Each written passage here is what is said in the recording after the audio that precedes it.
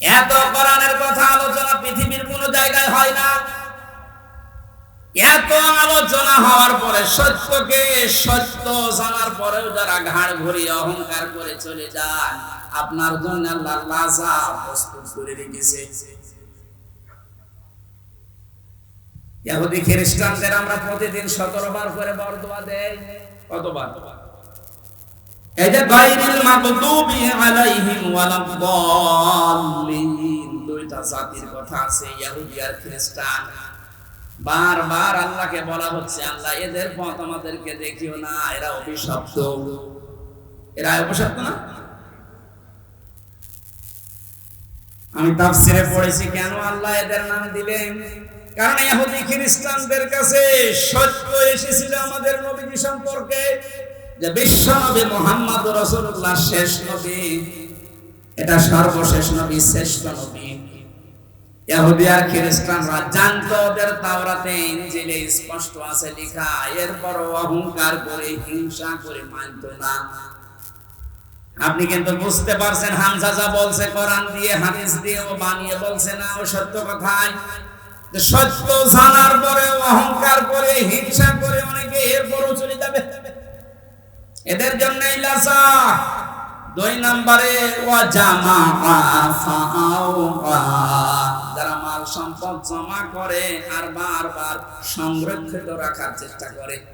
আজ হাজারো মানুষে বাংলাদেশে চরিত্রের আছে, বৈধ অবৈধ নেই, মাল জমা করে যাচ্ছে।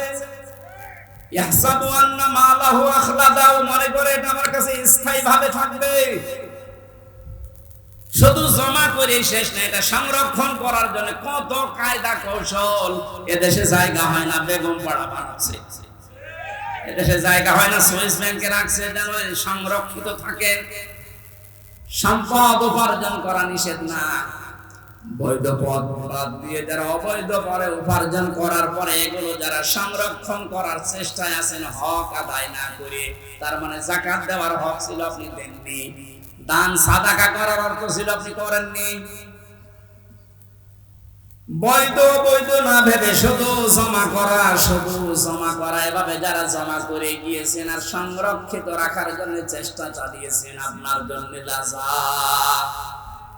আমাকে সহ যারাই শুনলাম, আল্লাহ তুমি লাজা থেকে আমাদেরকে বাঁচাও, বলেন আমিন।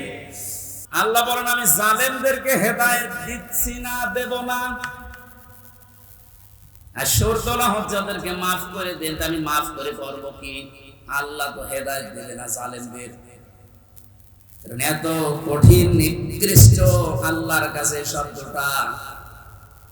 নবীজি জানিয়েছেন আয-যুলমু যুলুমাতুন ইয়াউমাল কিয়ামাহ, জুলুম কিয়ামতের ময়দানে ঘোর অন্ধকার হয়ে তার সামনে দেখা দেবে, নিজের হাত পর্যন্ত দেখতে পাবে না।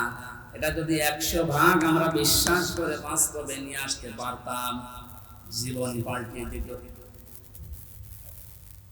আমি আমার ঈমান থেকে কথা বলছি, যারা এখনো পর্যন্ত এই আয়াতগুলোর সাথে মিলে যাচ্ছেন, আপনি থামেন। মৃত্যুর বড় বড়ারে চলে আসলে তখন কিন্তু আপনার পাশে বসে কালেমা পড়ালেও কাজ হবে না।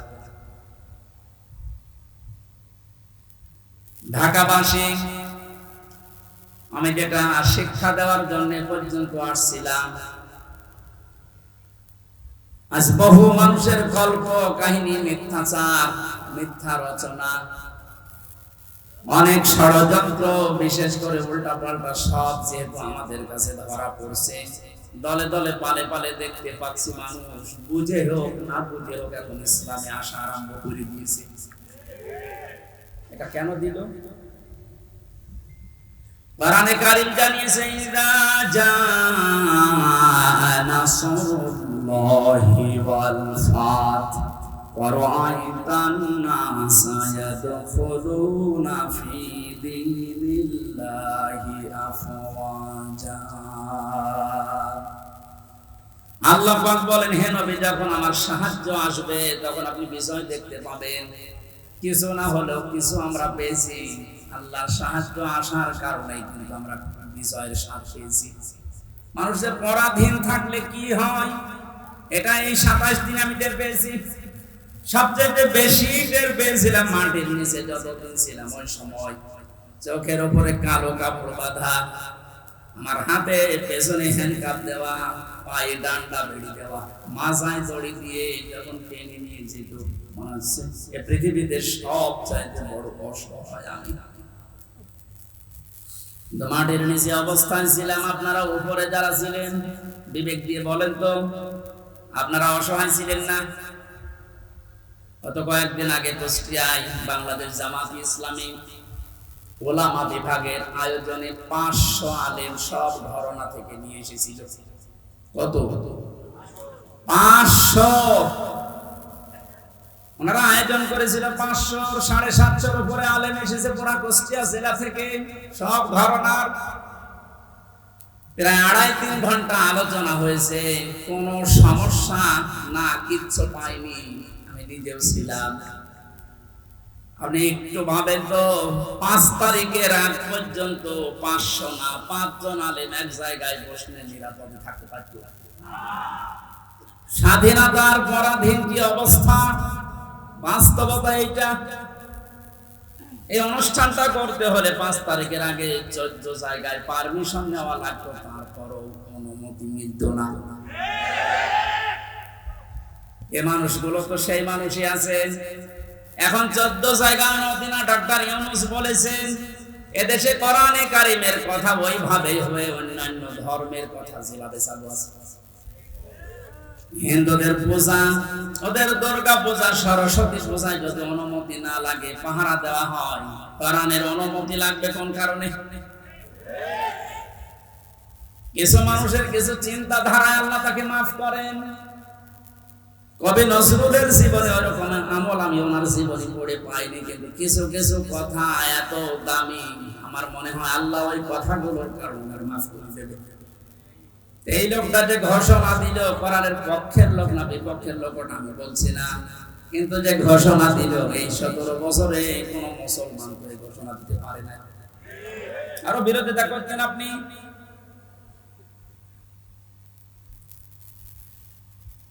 অন্যান্য ধর্মের অনুষ্ঠানে যদি অনুমতি না লাগে, মুসলমানদের কোরআন প্রসারে অনুমতি নেওয়া লাগবে। কোন কারণে? কোনো অনুমতি আজকে থেকে নেওয়া লাগবে না। যেখানে যতটুকু পারেন কোরআনের কথা ওই ফোর্সি বলবেন, যেটা আল্লাহ জানিয়েছেন। ওনার পরের দিন এই দেশের ডিসিএফের প্রধান যিনি গোয়েন্দা বিভাগের, আমার মাহফিল ছিল হয়েছেন গাইবান্ধা, আমার ডাক দিয়ে বলছে, হুজুর কোরআনের কথা বলতে দেশে 56,000 বর্গ মাইলের কোনো ইঞ্চিতে আর বাধা নেই। যে ফোর্সে আল্লাহ জানিয়েছে আপনি ওই ফোর্সে বসবেন। কেউ যদি কোনো জায়গায় একটু শব্দ করেন, শুধু একটু জানাবেন, আমারে সেভ করে রাখবেন, ঠ্যাং ভেঙে ফেলবো। আমি বললাম, স্যার আপনি এতদিন কোথায় ছিলেন? আমি কেবল দায়িত্ব পেয়েছি। দুইটা কথা ওরা জানিয়েছে, যারা আয়োজন করে তাদেরকে আপনি বলবেন ওনারা যেন মহিলা প্যান্ডেলটা আলাদা করে, ওখানে পুরুষের যেন আনাগোনা থাকে, আর ওনাদের যে আলাদা টয়লেট বা নামাজের ব্যবস্থা ওগুলো যেন ওয়ান টাইমের জন্য করা হয়। ভালো প্রস্তাব দিয়েছে, এটা যাতে রেকর্ড হচ্ছে। সারা বাংলাদেশে আমার প্রত্যেকটা জেলায় 2-3টা করে ওয়াজ নেওয়া আছে। এর মাধ্যমে সবাইকে জানাচ্ছি ওই স্যারের কথাটা মানা দরকার। কথাটা ভালো কথা না? পর্দা কিন্তু নফল না। পর্দা কি নফল? ফরজ কেমন ফরজ? নামাজের মতো ফরজ। কিন্তু আজ অনেকে এটাকে গুরুত্ব এভাবে দিতে চায় না, নফলও মনে করে না। পর্দা যে একটা ফরজ, নফলও মনে করে না। এই জন্য কাজটা যেভাবে উনি করতে বললেন আমি আপনাদের কাছে পৌঁছিয়ে দিলাম। উনি আজকেও আমাকে জানিয়েছে কোর্ট থেকে বের হওয়ার পরে, যেই দেখেছি সব মামলা ডিসমিস হয়ে গেছে। আমি সাংবাদিকদের সামনে যখন ব্রিফ করছিলাম, ব্রিফিং করার পরেই কল দিয়ে জানিয়েছি যে আপনি কিন্তু আজকেও মাহফিলে যাবেন। আমি জানি কোথায়, খিলখেল। এটা খিলখেল দেখেছেন? আমি জানি না আমার মাহফিল কোথায়, কারণ আমার সাথে যে ছেলেটা আছে ও আমার একদিন আগে জানায় যে আজকে অমুক জায়গায় মাহফিল আছে। ওনারা জেনে ফেলেছে, কত খোঁজ রাখছে। ওনার ওই কথাটা আমরা আহ্বান জানানো, আপনারা মেনে চলবেন। মেয়েদের এই সিস্টেম গুলো একটু দরকার, ওনাদের ইসলাম জানা দরকার নেই বলেন। ঢাকাবাসী কোরআনে কারীম থেকে কথা আরম্ভ করার জন্য আমরা আল্লাহর শুকরিয়া জানাচ্ছি, যিনি আমাদেরকে এই স্বাধীনতার একটু হালকা সুখ পাওয়ার তৌফিক দিয়েছেন। যখন আল্লাহর সাহায্য আসবে, বিজয় যখন আপনি দেখতে পাবেন, বিজয়ের যতগুলো ধাপ আছে, একটা ধাপ আমি বাস্তবে সভাপতির সাথে আমি আজকে মিলাবো, একটু মিলাবেন। ওয়ারাইতান নাসা ইয়াদখুলুনা ফি দীনিল্লাহি আফওয়াজা। আল্লাহর সাহায্য আসলে আপনি বিজয় দেখতে পাবেন। বিজয়ের প্রথম ধাপ এটা, দলে দলে পালে পালে মানুষ দেখবেন ইসলামে প্রবেশ করছে। আপনি 27 দিনের জরিপটা একটু দেখেন। আগস্টের 5 তারিখের আগে আমি 4 তারিখের রাতে পেয়েছিলাম একটা জরিপ।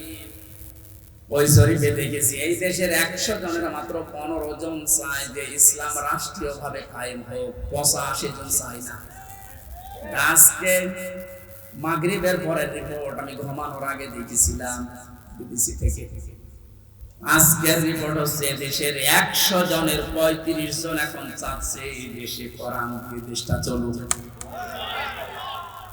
আপনি একটু সুযোগ দেন। দলে দলে যেভাবে প্রবেশ করছেন, গাইবান্ধার পলাশ বাড়িতে আমি 45 মিনিট আলোচনা করার পরে এক হিন্দু অনার্স মাস্টার্স করা এক শিক্ষিত মানুষ এসে বলছে, আমার ধর্মে আমি আর থাকবো না, আপনি আমার ইসলামে প্রবেশ করান। এই যে অন্য ধর্মের মানুষ যদি বুঝে কোরআন চলে আসতে পারে, যারা হালকা পাতলা ইমানের অধিকারী তাদেরকে একটু সুযোগ দেন, দেখবেন দলে দলে যে আফওয়াজা পালে পালে মানুষ ইসলামে আসবে। জরিপ যেটা করেছে ও গাঁজা খেয়ে করেনি, বাস্তবতা দেখেই করেছে। 35 জন যদি হয়ে যায় 27 দিনে, আর 27 দিন যেতে দেন, 50 ভাগ মানুষ যখন ইসলাম চাইবে দেশে কায়েম হয়ে যাক, আল্লাহর কসম কেউ বাধা দিয়া ঠেকাতে পারবে না। ওই যে অজ্ঞের ডাক দিচ্ছিলেন, ওই কথাটা বোঝানোর জন্য একটা উদাহরণ বলছি কয়েক মিনিটে, একটু মিলান। হোস্টেলে 100 জন ছাত্র, প্রতিদিন ওনাদেরকে যে নাস্তা দেওয়া হয়, এর ভেতরে 20 জন ঘাড় তাড়া করে আছে যে না এই নাস্তা আমরা খাবো। কয়জন? 20 জনের ভেতরে না, 100 জনের ভেতরে 80 জন বলছে এই প্রতিদিন এই যে নাস্তা দেওয়া হয় এটা আমরা খাবো না, এই মেনু পাল্টাতে হবে। হোস্টেল যিনি সুপার আছেন বলছেন তাহলে ভোট দাও। প্রত্যেকে ভোট বাক্স দিয়েছে। কেউ বলছে আমরা রুটি পাউরুটি চাই, রুটি কলা চাই, কেউ খেসুড়ি চাই, কেউ রোল চাই। এভাবে একটা একটা করে দিতে দিতে সর্বশেষ দেখা গেল 20 জন মাত্র বলছে নাস্তা ছিল আগে ওইটাই আছে, আর বাকি 80 জন এই নাস্তার সাথে একমত না। 20 জনের এক জায়গায় ভোট পড়েছে, এখন 80 জন বাকি আছে, ওরাও ভোট দিয়েছে। কারোটা 15, কারোটা 14, কারোটা 18, এভাবে করতে করতে ভাগ হয়ে গেছে। নাস্তার বিল যেটা পাস হবে, বেশি সংখ্যক যেহেতু মানুষ সেখানে পাস হবে ওইটা। 80 জন থাকার পর নাস্তার ওই বিলটা পাল্টায় নাই, কারণ এখানে কয়জন আরো জোরে বলে। আমি শুধু বলার জন্য বলছি তা না, এটা জীবনে মিলাতে হবে। আমার সময় এখন ওইটাই। আমরা সংখ্যায় তৈরিওয়ালা মানুষ, এদেশে 100 জনের 96 ভাগ আমরা মুসলমান। 20 জন যদি এদেশে ইসলাম নাও চায়, 80 জন আমরা চাই। ছোটখাটো বিষয় নিয়ে মত পার্থক্য করার কারণে আমরা দল বিদলে বিভক্ত হয়ে 20 পর্যন্ত যেতে পারছি না। আরো 15 জেলখানার ভেতরে আমি ছিলাম মাওলানা মামুনুল হকের সাথে 3টা বছরই। মানে মাঝে মাঝে বলতেন হামসা বাইরে থাকতে ভাবতাম কি, আর ভেতরে এসে বুঝতেছি কি। এখন যে পাশ দিয়ে যাব, কে বুকে হাত বাঁধে, কে আমি জোরে বলে, কে নবীকে দাঁড়িয়ে সালাম দেয়, কেউ বসে সালাম দেয়, ওসব সব বাদ। আল্লাহ একজন আছে, রাসূল একজন আছে, কোরআন আছে, কথা বিশ্বাস যারা করে তাদেরকে এক জায়গায় নিয়ে আসা লাগবে। ইহুদি খ্রিস্টান বৌদ্ধ মুশরিক যারা, ওরা কিন্তু এই ধোঁয়াগুলো তুলে আমাদের আলাদা আলাদা করে দিয়েছে। এই জন্য 80 জন হওয়ার পর 20 জনের সাথে পাচ্ছি না, এক কথা বলছে।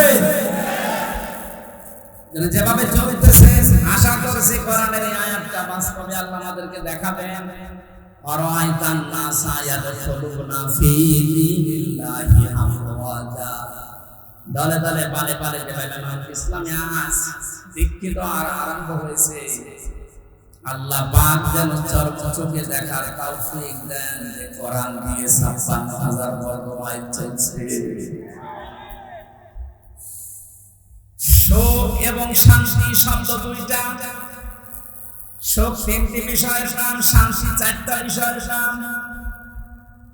বাস্তবে ছোট জীবনে বহু দেশ আমি ঘুরেছি।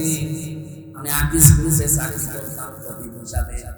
আমরা একটা ভিসা লাগিয়ে 27টা দেশ আমার একবার ঘোরানোর ব্যবস্থা করতেছি। যদিও 3 বছর জেলে থাকার কারণে আমার ভাগ্য হয় নাই, তারপর আমার ব্যক্তিগতভাবে বহু দেশে আমি গেছি। সুখ শান্তি এটা কিনতে পাওয়া যায় না। আল্লাহ পাক সুখ এবং শান্তি নিজের পক্ষ থেকে দান করেন। 53 বছর হয়ে গেল, সুখ শান্তি এর দুইটার একটা আমরা এখনো পাই, আমি অনুধাবন করতে পারছি না। কারণ চলছিল 53 বছর মানুষের তৈরি করা নিয়ম নীতি দিয়ে। বাবা চালিয়েছিল, আমি দেখি নাই, ওই মুরব্বীরা দেখেছেন, বাবাটা দেখে নাই। স্বামী চালিয়েছিল, ওনারা দেখেছে, আমি তো দেখি নাই। আমার 92 সালে জন্ম। চাচা চালিয়েছিল, বউ চালিয়েছে, ভাবিও চালিয়েছিল, সবগুলো আমরা দেখেছি। কোরআন দিয়ে দেশ চলতে কেমন দেখা যায় আজ দেখেছেন? এটা দেখেছেন? এটা দেখার দরকার না যে এটা দিয়ে চলতে কেমন লাগে। আমরা ছিলাম না সত্যি সত্যি রুম থেকে দেখবেন যদি চান ওর 35 জনের ভেতরে একজন থাকে যে হ্যাঁ এটা দিয়ে দেশ যেন চলে, আমি এটা দেখতে চাই। আলহামদুলিল্লাহ তাকবীর।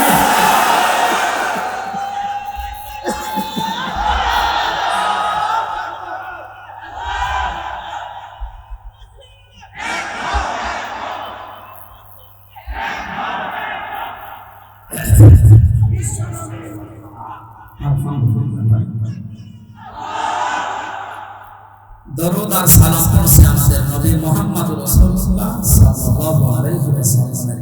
7টা নামে আল্লাহ তাকে পুরা কোরআনে স্পেশাল ভাবে ডাকেন। কয়টা? 7টা। এক নম্বরে নাম দিয়েছেন ইয়াসিন। ইয়া হরফে নিদা, ইয়া মানে হে, সিন মানে সাজ্জেদ। তাফসীরে কাবীর আল্লামা ফখরুদ্দিন রাজি রাহমাতুল্লাহ আলাইহি উনি ব্যাখ্যা করতে গিয়ে সিনের অর্থ নিয়েছেন 5টা। আমি গতানুগতিক কথা বলি না। যারা আছেন যদি হেদায়েতের নিয়তে কথা শুনেন, আমি আশা করছি কোরআন আপনাকে পথ দেখাবে। আর কোরআন শরীফ যদি কাউকে হেদায়েত দিতে না পারে, ও যেন বিশ্বাস করে ওর কপালের হেদায়েত দেয়।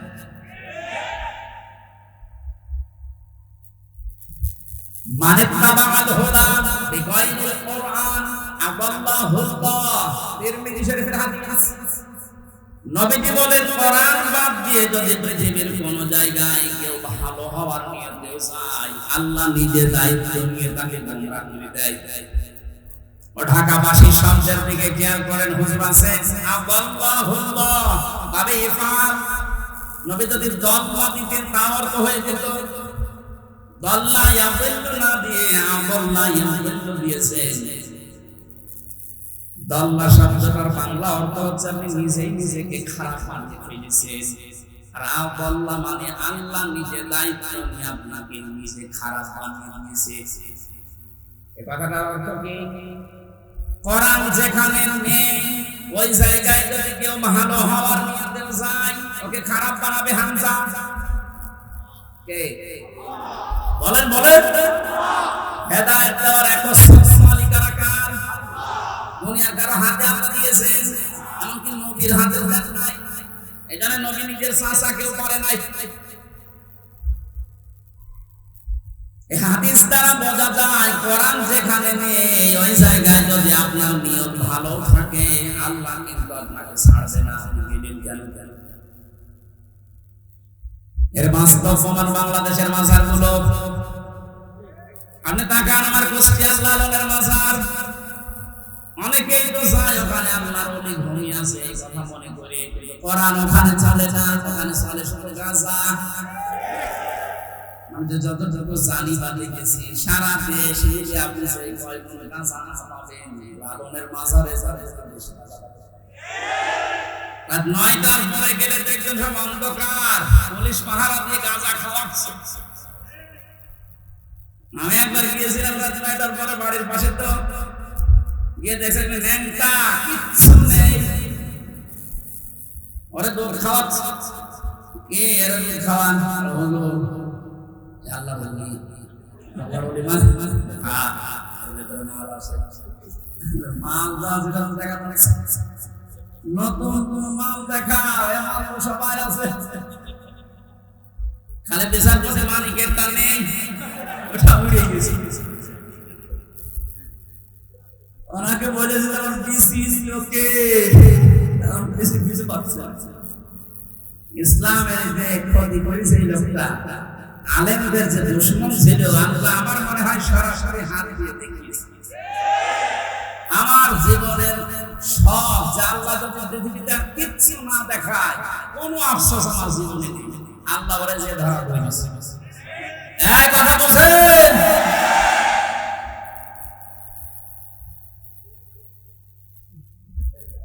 এই লোকটার সম্পর্ক আমি শুনেছি জেলখানায় থাকতে ছোট ছোট আমার সামনে ছিল ওই যে রফিকুল ইসলাম মাদানি বই মারছে।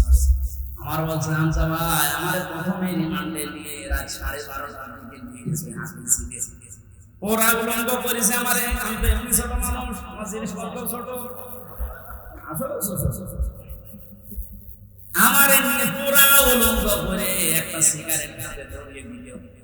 তখন উলঙ্গ মেয়ে কোন জায়গা থেকে যেন নিয়ে আসলো, রাস্তার দুই পাশে বেরিকেড দিয়ে বন্ধ করা। এটা কোরআন শরীফ আমার সামনে একেবারে সত্য বলছি, আমাকে যা বলেছেন ওই ফাঁসির কয়েকখানায় তা বলছি।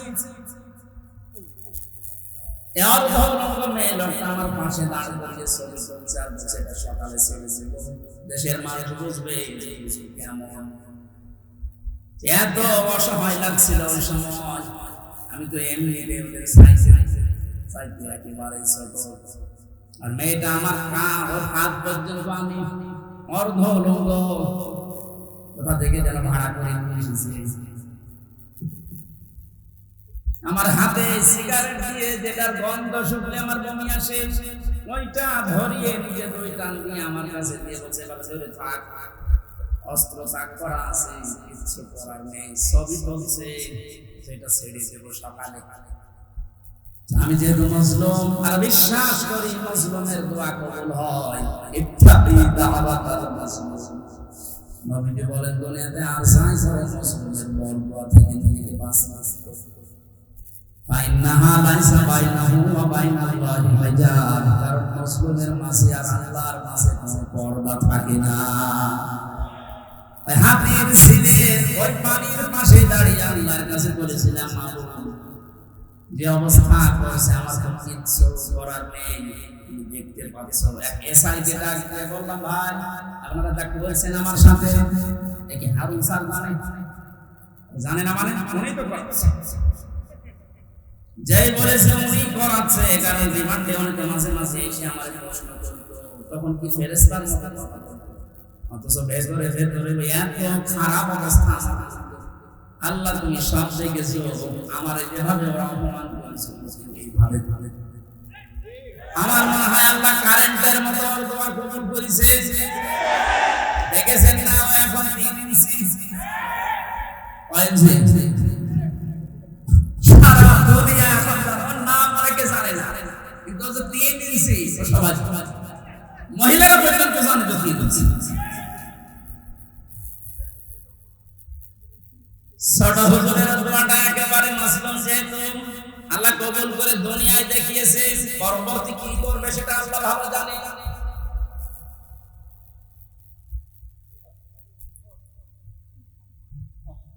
যেটা বোঝার জন্য বাস্তবে ইয়াসিন শব্দটা আমি নিয়ে আসলাম। আমি আশা করব আপনাকে ইয়াসিন পড়তে হবে। অনেকে মনে করে ইয়াসিন সূরা পড়লে 10 কদম কোরআন শরীফের সওয়াব হয়, কেন হয়? এখানে 83টা শিক্ষা আছে। এর প্রথম 5টা শিক্ষা হচ্ছে সিনের ভেতরে। আপনারা শুনতেছে? আল্লাহ ডাক দিয়েছেন ইয়াসিন, হে নেতা। ইয়া মানে হে, সিন মানে সাজিদ, সাজিদের বাংলা অর্থ নেতা। মুফাসসির 5টা অর্থ দিয়েছেন তাফসীরে কামিলে। 1 নম্বরে সাজিদুল বাশার, 2 নম্বরে সাজিদুল আলামিন, 3 নম্বরে সাজিদুল কাউনাইন, 4 নম্বরে সাজিদুল আম্বিয়া, 5 নম্বরে সাজিদুল মুরসালিন। এক একটা শব্দের আবার ব্যাখ্যা করা আছে। আমি কথা বলছি তাফসীর আকারে, আপনি মিলান। প্রথম নম্বর অর্থ হচ্ছে সাইয়্যিদুল বাশার, আল্লাহর ঘোষণা দেওয়া মানুষের জন্য একমাত্র নেতা, আদর্শ একজন, তার নাম মুহাম্মদ রাসূলুল্লাহ। কি বুঝলেন ইয়াসিন পড়ে? আপনি মানুষ নামে যদি বড় বাচ্চা বিবেচিত হন যে আমি মানুষ, অথচ নবীজিকে আপনি আদর্শ মানেন না, নেতা মানেন না, বিশ্ব নবীকে, আল্লাহর ভাষায় আপনি মানুষ। কথা বলেন। আর ঢাকাবাসী এটা যদি খালি দুনিয়ার বিষয় হতো, আল্লাহর কসম আমি এটা বলতাম না। এটা সম্পর্ক আখিরাতের সাথে। হযরত আয়াত পড়েছিলেন, আয়াতটাতে ছিল ওয়াকুল্লুহুম আতিহি ইয়াউমাল কিয়ামাতি ফারদা। সূরা মরিয়মের 90 নম্বর আয়াত। আল্লাহ পাক বলেন কিয়ামতের দিন প্রতিটি মানুষকে বিচারের প্রথম ধাপে আমি ডাক দেব স্রেফ একা একা। কয়জন? কেউ থাকবে না আপনার সাথে, আপনি স্রেফ একা থাকবেন। বিচারের দ্বিতীয় পয়েন্টে আল্লাহ ডাক দিয়েছেন, এবার আর একা থাকবেন না। ইয়াউমা নাদউ কুল্লা উনাসিন বিইমামিহিম। সূরা বানী ইসরাঈল 72 নম্বর আয়াতের প্রথম অংশে আছে।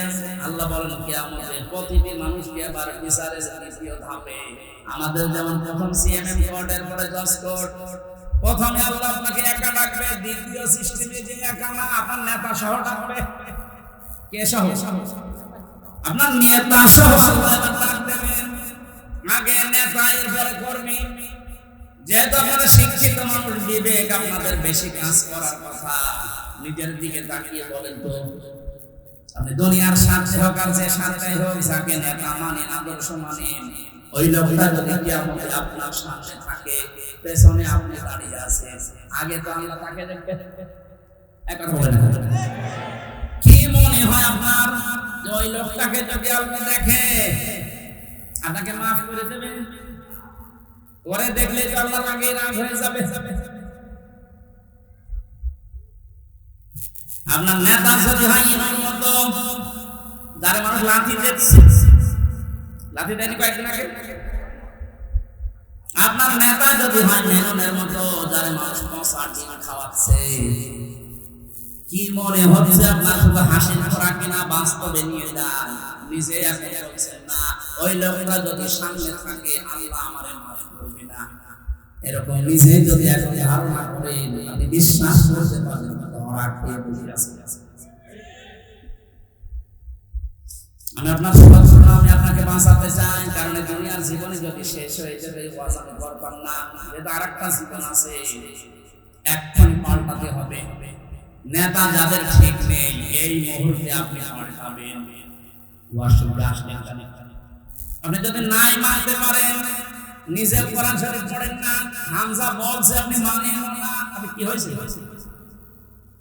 এই মুহূর্তে সিদ্ধান্ত পাল্টান। যাদের নেতা ঠিক নেই, আপনি ধরা খাচ্ছেন। সুতরাং এমন মানুষকে নেতা মানা লাগবে যে লোকটা আল্লাহ এবং রাসূলকে মেনে চলে। আর এটা না ফোন না, এটা হাদিস। এটা তো আমি বানালাম। সূরা নিসা 5 নাম্বার পারার 6 নাম্বার পৃষ্ঠা 9 নাম্বার লাইনের 59 নাম্বার আয়াতের প্রথম অংশে আছে। আমি যতগুলো তাফসীর বিশ্ববিদ্যালয়ে থাকাকালীন মিলিয়েছি, সব মুফাসসিরে মাঝখানে যে আতিউন এই শব্দের ব্যাখ্যাই কেন? আল্লাহ পাক বলেন, ইয়া আইয়ুহাল্লাযীনা আমানু আতিউল্লাহ ওয়া আতিউর রাসূলা ওয়া উলিল আমরি মিনকুম।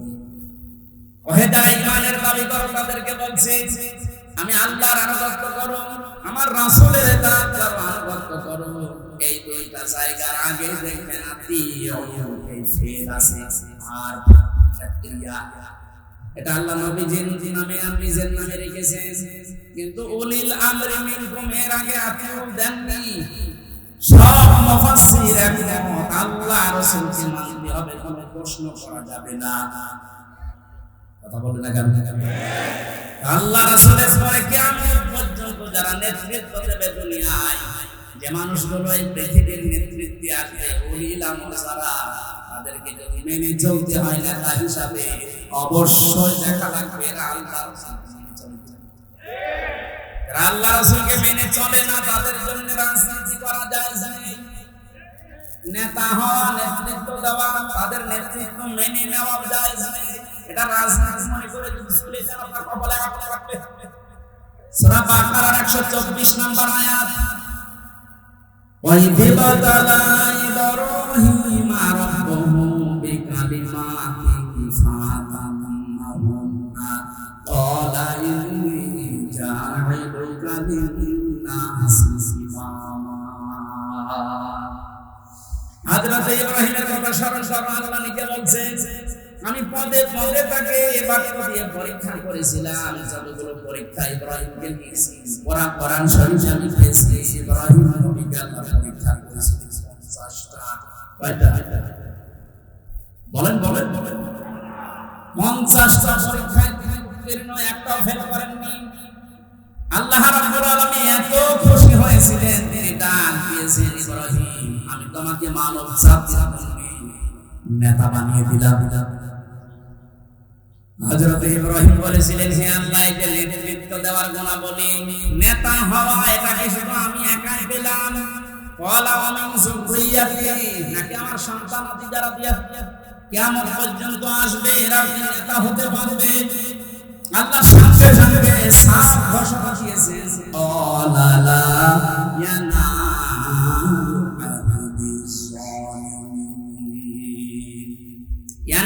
মুসারে, বর্তমান ভবিষ্যৎ, প্রেজেন্ট ফিউচার। আল্লাহ পাক বলেন, তোমার সন্তানাদি কিয়ামত পর্যন্ত যারা আসবে তারা নেতা হতে পারবে, নেতৃত্ব দিতে পারবে, ইমাম হতে পারবে, কিন্তু জালেমদের জন্য আল্লাহর কথা নেই। ইয়াতে মুফাসসিরিন ইকরাম ফি জিলালিল কোরআনে লিখেছে, সাইয়্যিদুহু, দুনিয়ায় যারা জুলুম করে, সে নিজের উপরে হোক, পরিবারের উপরে হোক, সমাজের উপরে হোক, রাষ্ট্রের উপরে হোক, জনগণের উপরে হোক, যারা জুলুম করবে তাদের জন্য নেতা হওয়া, নেতৃত্ব দেওয়া, রাজনীতি করা জায়েজ নেই, হারাম। অথচ বাংলাদেশের উল্টা, যে যত বড় জালেম সে তত বড় নেতা। বেশি করে ফেললাম, কিছু বেশি হয়নি, কম হয়েছে। আহাদিস জালিমিন দিয়েছেন আল্লাহ জালেমদের জন্য কোনো ওয়াদা নেই, আর তারা এখন বড় বড় নেতা হয়। 15 বছরে তারা আমাদেরকে বলেছিল খানকায় খায়, আর এই ময়দানটা আমরা 2000 টাকা যদি মাসে হয়, 5 টাকা খরচ করে 1995 টাকা দিয়ে এক একটা প্রকল্পের জন্য 3 বার, 5 বার, 7 বার, 10 বার, 11 বার করে বাজেট হয়। এক একজনের যে টাকা পাচারের এই যে এখন দেখছি, আমার মনে হয় যদি কিয়ামত পর্যন্ত হায়াত থাকে ওই লোকটা এত টাকার মালিক হওয়া আল্লাহর বৈধ পথে সম্ভব।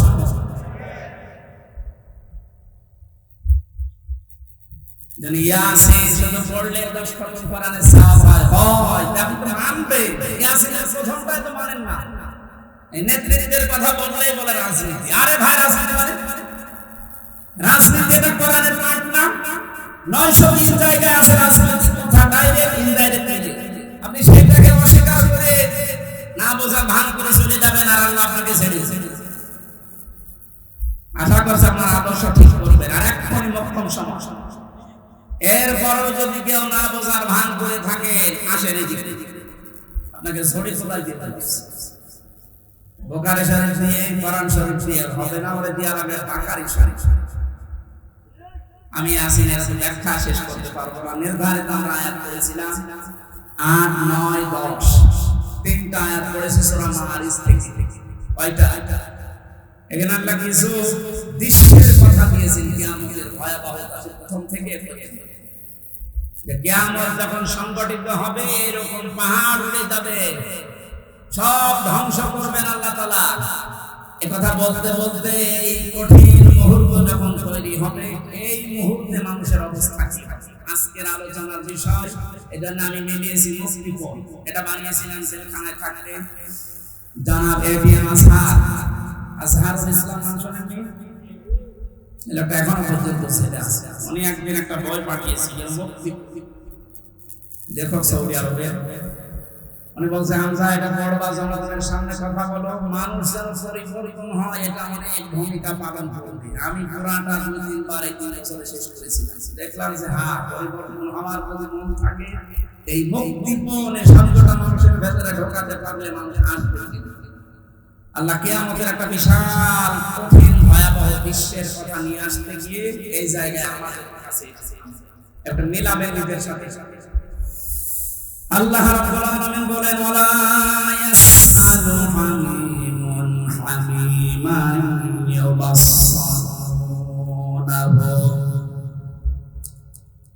শহীদের শহীদের পরিচয় দেবে না। এই যে হামিমুন মানে অন্তরঙ্গ বন্ধু শহীদ বলা হয়। একে অন্যের যখন দৃষ্টিগোচর করা হবে, একে অন্যের সামনে যখন নিয়ে আসা হবে, কেউ কারো পরিচয় দিতে চাইবে না। রব্বুল আলামিন বলেন এই লোকটা কি করবে? নবী আপনি জানেন, ইয়াবাদুল মুজরিমু লাউ ইয়াফতাদি মিন আযাবি ইয়াউমিদিন বিমানি। এই লোকটা মুক্তিপণ হিসাবে নিজের সন্তানকে প্রথমে আল্লাহর কাছে বলবে, আল্লাহ এটা দিয়ে দিলাম, আমার এই ছেলে মেয়ে দিয়ে দিলাম, আপনি আমাকে বাঁচান আজকে। আমি আজটা পড়ার পরে মিলিয়েছিলাম আমার ফারিহার সাথে। আমার ছোট মেয়েটা আমি জেলখানায় যাওয়ার আগে 1 বছর বয়স ছিল, এখন ওর বয়স 4 বছর। ওর কথা যখন মাঝে মাঝে মনে হতো আমি একটার সাথে ছিলাম যে বিবানী আল্লাহ কিয়ামতের দিন সন্তান মানুষ দিতে চাইবে মুক্তিপণ হিসাবে, এটা তো আমার সাথে শিখছে না। আমি আয়না ঘর থেকে শুরু করে ডিবি অফিসে মাটির নিচে গুম হওয়া থেকে শুরু করে জেলখানার এই ফাঁসির কন্টেন্ট সেলে থেকে বিচ্ছিন্ন ছিলাম, যোগাযোগ কষ্ট পেয়েছি। কিন্তু আমার মেয়েটাকে আমি ভালোবাসি এখনো পর্যন্ত। আল্লাহ রাসূলের পরে পৃথিবীতে সবচেয়ে বেশি ভালোবাসি এখন আমার ছোট মেয়েটাকে। আল্লাহ নিজে তৈরি করে দিয়েছে। অথচ আল্লাহ বলছেন ফারিহাকে কিয়ামতে হামজা বলতেছে এটা বললাম আমারে বাঁচাও। এটা আমার তো বিশ্বাস হচ্ছে না যে না এটা হবে না, এটা হওয়ার কথা না। আল্লাহ বলেন শুধু ফারিহাকে না,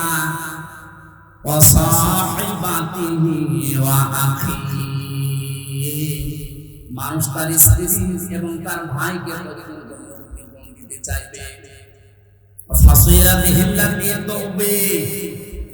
শুধু স্ত্রী আর ভাই না, নিজের জ্ঞানী গোষ্ঠী যারা তাকে আশ্রয় দিত, প্রশ্রয় দিত, সামাজিক ভাবে, রাজনৈতিক ভাবে, পারিবারিক ভাবে, গোষ্ঠীগত ভাবে যারা তাকে বিপদে পড়লে আশ্রয় দিত, এদেরকেও বলবে আল্লাহ এদের দিয়ে দিলাম। এটা আজকে আমি মেলালাম হাদিসের সাথে সাথে যেভাবে গালি গালাজ করেছিল কোর্টে তোলার সময় কত টাকার মালিক আপনি বলেন তো আনছে। অথচ যে গাল আজকে খেয়েছে, যে দিন খেয়েছে, তাও এতগুলো প্রশাসনের মানুষ পাহারা দেওয়ার পরে ও আজকে হাও মাও করে কাঁদছিল ক্লাসে দাঁড়িয়ে। অত মনের ভেতরে এটা আসছিল কি করলাম, সামনে আছে সব আজকে দিয়ে বলো তো সাহেব আপনি আমার শক্তি দিয়ে দেন। ওরে কান্নার ভেতরে এই আওয়াজ ভেসে আসছিল, জানেন না মঞ্জুর করে ছেলে পাঠিয়েছে। আল্লাহ বলেন জ্ঞাতি কষ্টে ও ফাসিলাতি হিল্লাতি তবে এই ফাসিলাতির শব্দের ভেতরে 3টা বিষয় আছে আপনি কাছে। তো ওর ভেতরে 2টা অর্থ আছে। আল্লাহ পাক বলেন পৃথিবীতে ও আপন মনে করে যে মানুষগুলো যার কাছে যেত, যারা আশ্রয় দেবে বলে বিশ্বাস করত, এই মানুষগুলোকে কিয়ামতে বলবে আল্লাহ জ্ঞানী গোষ্ঠী দলের লোক সব নেতা খেতা দিয়ে দিলাম, আমাকে তুমি মুক্তি দাও। আল্লাহ বলেন এতটুকু না, আরেকটা আছে ওমান ফিরনার বিজামিহা। ওর দুনিয়ায় যত স্থাবর সম্পদ ছিল, যত সম্পদের মালিক ছিল, সব আমাকে দিতে চাইবে, শুধু বলবে সুমাইউজি, আমি কি চাই। এটা শুধুমাত্র মনে হয় হাজী সেলিমের জীবনে, আমাদের জীবনে এরকম সময় আসবে না। এক কথা বলুন, প্রত্যেকের জীবনে অপেক্ষা করছে। আমি আমার ফারিহাকে, আমার স্ত্রী তামান্নাকে, আমার ভাই নেই, আমার বোন আছে ওনাকে, আমার জ্ঞাতি গোষ্ঠীর 100 জনের আটা আমার প্রয়োজন, এখন বলছেন না কিছু করি না। এই পর্যন্ত না, আমার যত সম্পদ আল্লাহ দিয়েছেন, আমার বাবা আর আমার সব, আমি একটা একটা করে আল্লাহকে আমি দিতে চাইবো। শুধু বলবো আল্লাহ তুমি আজকের এই কঠিন দিন থেকে আমারে বাঁচাও। দিনের পরিচয়টা একটু দিয়েছেন কোরআনে, ফাকাইফা তাত্তাকুনা ইন কাফারতুম ইয়াওমা ইয়াজআলুল ওয়াইলদানা শিবা। হে নবী, কিয়ামত আমি কেমন ভাবে বানাবো জানেন? যুবক মানুষ কিয়ামতের দৃশ্য দেখতে হয়ে যাবে। ঢাকাবাসী একটা মানুষ বুড়ো হয়ে যায় কখন? 60 বছর, 70 বছর, 80 বছর সময় লেগেছে, কিন্তু এমন দৃশ্য সালসালা আল্লাহ নিজে বলছেন আমি বানাবো। আমার মতো হামজা 32 বছর বয়স, সঙ্গে সঙ্গে সেকেন্ডের হয়ে যাবে। এই কঠিন ময়দানে আল্লাহ ঘোষণা দেবেন, কাল্লা, কখনো না, কখনো না। যতগুলো দিতে চাইলে মুক্তিপণ একটাও নেওয়া হবে না। ইন্নাহা লাযা, তোরে আমি লাজাই দেব। কোন জায়গায়? প্রশ্ন আসতে পারে লাজা কি? এখানে যারা আছে আমরা অনেকে জানি জাহান্নাম 7টা, জান্নাত 8টা। আমি কোরআনে কারিমে পেয়েছি লাহা সাবাতু আবওয়াব লিকুল্লি বাবিন মিনহুম জুজুম মাকসুম। সূরা হিজরের 44 নম্বর আয়াতে আছে, আল্লাহ পাক বলেন জাহান্নামের দরজা 7টা। যে যে অপরাধ করবে আল্লাহ তাকে ওই দরজা দিয়ে ওই জাহান্নামে প্রবেশ করাবে। তাহলে জাহান্নাম একটা, এর দরজা 7টা। কয়টা? এটা মনে হচ্ছে কোন স্কুল না? এখানে 1 থেকে মনে করেন 5 পর্যন্ত পড়ানো হয়। প্রত্যেকটি ক্লাসে আলাদা আলাদা রুম আছে, কিন্তু ক্লাব না, বিদ্যালয় বা শ্রেণী কিন্তু একটাই বলা হয় যে বিদ্যালয় বা মাদ্রাসা, স্কুল তাই বলে। এই স্কুলের 5টি স্তর আছে, 1 থেকে 5 পর্যন্ত। যে যে ক্লাসে পড়ে সে দরজা দিয়ে প্রবেশ করে ক্লাস করে বাড়ি চলে যায়। 3 তে পড়ে 5 এ গিয়ে ক্লাসে পারবে। এটা যেমন সহজে বুঝলেন, আল্লাহ পাক জাহান্নাম বানিয়েছেন একটা, স্তর বানিয়েছেন 7টা। দুনিয়ায় যে ধরনের অপরাধ করবে তাকে ওই দরজা দিয়ে প্রবেশ করে শাস্তি দেবে। এর প্রথম নম্বর দরজার নাম হচ্ছে হুতামা, ভয়ঙ্কর জায়গা। এর দ্বিতীয় নম্বরে লাজা। আল্লাহ বলেন এই যে মানুষগুলো মুক্তিপণ হিসাবে কিয়ামতের কঠিন দৃশ্য থেকে দিতে চাইবে, আমার আওয়াজ হবে কাল্লা ইন্নাহা লাযা, ওরে লাজার দরজা দিয়ে প্রবেশ করাবো। এটা কেমন জায়গা হেন আপনি জানেন? নাযাতাল লিশাওয়া।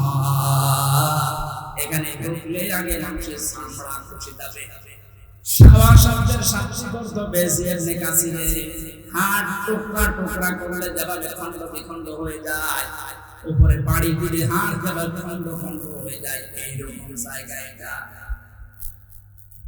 বাংলাদেশ সহ বিশ্বের যত কঠিন জায়গা আছে, শুধু যেখানে কারেন্টের শর্ট দিয়ে মানুষকে গলিয়ে ফেলা হয় এইটা বাদ দিয়ে এদেশে এমন কোন রিমান্ডের জায়গা নেই যেখানে গেলে চামড়া আগে খসে যায়।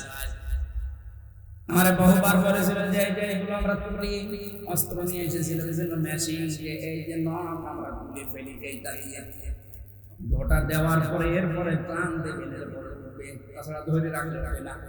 অথচ আল্লাহ নাযাআতাল বিশাওয়া দিয়েছে, লাজায় প্রবেশ করার সঙ্গে সঙ্গে মানুষের চামড়া আর এই নখগুলো উঠে চলে যাবে। এবার আপনি ভাবেন তো বাস্তবতা নিয়ে যে কিরকম জায়গা এটা, যেখানে প্রবেশ করতে আগে চামড়া খসে চলে যায়, নখ উড়িয়ে যায়। আল্লাহ বলেন কঠিন ভয়ঙ্কর জায়গায় কাদেরকে ডাকবে জানো? তাদউ মান আদবারা ওয়া তাওয়াল্লা। এই দুনিয়ায় যে মানুষগুলোকে সত্যের দিকে আহ্বান করা হয়েছে, এরা সত্যের কথা শোনার পরে অহংকার করে এতবার করেছে, মুখ ফিরিয়ে নিয়েছে। আমার মনে হয় আজের বাস্তবতা বাংলাদেশে সবচেয়ে বেশি। এত কোরআনের কথা আলোচনা পৃথিবীর কোন জায়গায় হয় না। এত আলোচনা হওয়ার পরে সত্যকে সত্য জানার পরেও যারা ঘাড় ঘুরিয়ে অহংকার করে চলে যায়, আপনার জন্য আল্লাহ লাজা প্রস্তুত করে রেখেছে। ইহুদি খ্রিস্টানদের আমরা প্রতিদিন 17 বার করে বরদোয়া দেই। কতবার? এই যে গায়রুল মাগদুবি আলাইহিম ওয়ালাদ-দাল্লিন, দুইটা জাতির কথা আছে, ইহুদি আর খ্রিস্টান। বারবার আল্লাহকে বলা হচ্ছে, আল্লাহ এদের পথ আমাদেরকে দেখিও না, এরা অভিশপ্ত। এরা অভিশপ্ত না? আমি তাফসীরে পড়েছি কেন আল্লাহ এদের নামে দিলেন।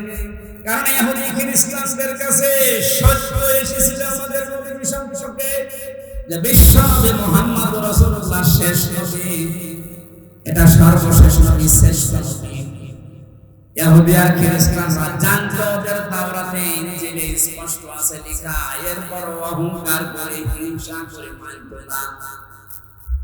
আপনি কিন্তু বুঝতে পারছেন হামজা যা বলছে কোরআন দিয়ে হাদিস দিয়ে ও বানিয়ে বলছে না, ও সত্য কথাই। সত্য জানার পরে অহংকার করে হিংসা করে অনেকে এরপরও চলে যাবে। এদের জন্য লাসা। 2 নম্বরে ওয়া জামা যারা মাল সম্পদ জমা করে আর বারবার সংরক্ষিত রাখার চেষ্টা করে। আজ হাজারো মানুষ বাংলাদেশে চরিত্রের আছে, বৈধ নেই, মাল জমা করে যাচ্ছে। ইয়াহসাবু আন্না মালাহু আখলাদাহু, মনে করে আমার কাছে স্থায়ীভাবে থাকবে। শুধু জমা করে শেষ না, এটা সংরক্ষণ করার জন্য কত কায়দা কৌশল। এদেশে জায়গা হয় না, বেগম পাড়া পাচ্ছে। এদেশে জায়গা হয় না, সুইস ব্যাংকে রাখছে যেন সংরক্ষিত থাকে।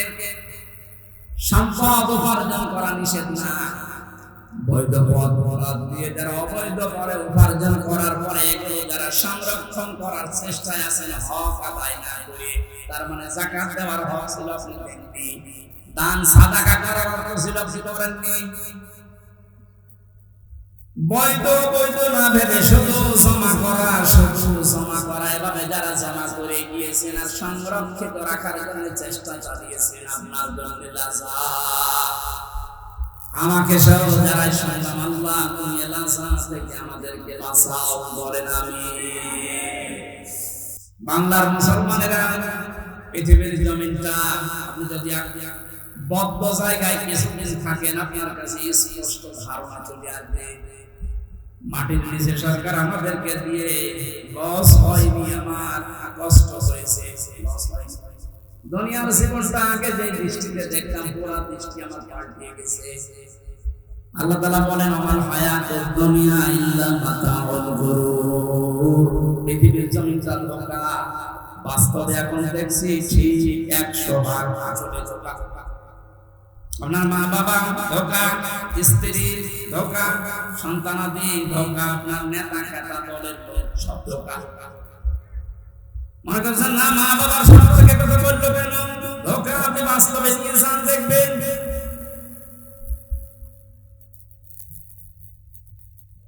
স্ত্রী ধোঁকা, এটার বাস্তবতা আমরা সবাই কম বেশি টের পাচ্ছি। আমি যদি একটু শ্বশুর শাশুড়িকে অপমান করার চেষ্টা করে, আপনার আপন বউ আপনার পর হয়ে যাবে। শ্বশুর শাশুড়ি বাদ দিলাম, স্ত্রীর ভাইকে অপমান করে একটা কথা বলেন, যত সুন্দর স্ত্রীর ব্যবহার হোক, সেকেন্ডে পাঠিয়ে যাবে। দুনিয়ার সব কিছু যখন ধোঁকা বলে আল্লাহ ঘোষণা দিয়েছে, আমরা এই ধোঁকার পেছনে পড়ে থেকে আমাদের বিশাল আখিরাত আমরা যেন নষ্ট করি না ফেলি। আমি সহ যারা এসেছি, আল্লাহ তুমি আমাদেরকে ইখলাসের সাথে এগুলো মেনে চলার তৌফিক দাও, বলেন আমিন।